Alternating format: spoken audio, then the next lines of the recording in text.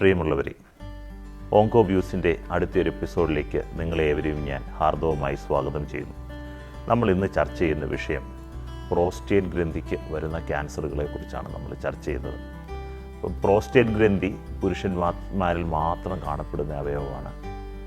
പുരുഷന്മാരിൽ മൂത്രസഞ്ചി അല്ലെങ്കിൽ മൂത്രാശയം, urinary bladder എന്നൊക്കെ പറയും, അതിന് താഴെയായിട്ട് കാണുന്ന ഒരു വാൽനട്ടിൻ്റെ ഷേപ്പിലുള്ള ഏകദേശം ഒരു 25-30 ഗ്രാം മാത്രം വലിപ്പമുള്ള ഒരു ഗ്രന്ഥിയാണ് പ്രോസ്റ്റേറ്റ് ഗ്രന്ഥി.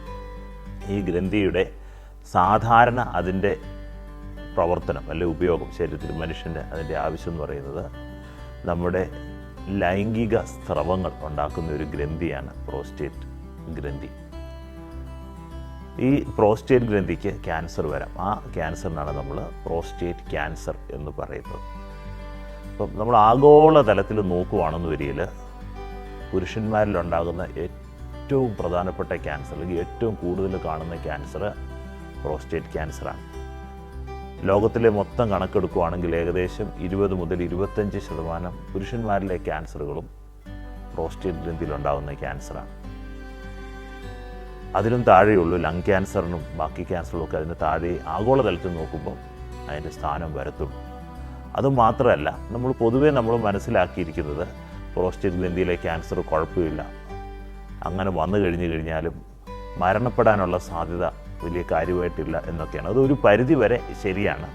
പക്ഷേ പ്രോസ്റ്റേറ്റിലെ ക്യാൻസറും മരണത്തിന് കാരണമാകാം.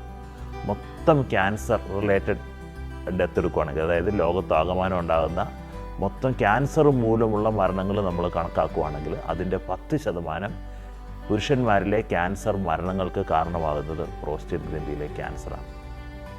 ഇനി അങ്ങോട്ട് തുടർന്നുള്ള ഡിസ്കഷനുകൾ അല്ലെങ്കിൽ എപ്പിസോഡുകളിൽ നമ്മൾ പ്രോസ്റ്റേറ്റ് ക്യാൻസറിനെ കുറിച്ചുള്ള കാര്യങ്ങളായിരിക്കും ചർച്ച ചെയ്യുക. ഇത്രയും കാര്യങ്ങൾ ഇന്ന് പറഞ്ഞുകൊണ്ട് ഞാനിന്നിവിടെ ഈ വീഡിയോ നിർത്തുകയാണ്. നിങ്ങൾക്കെല്ലാവർക്കും നന്ദി.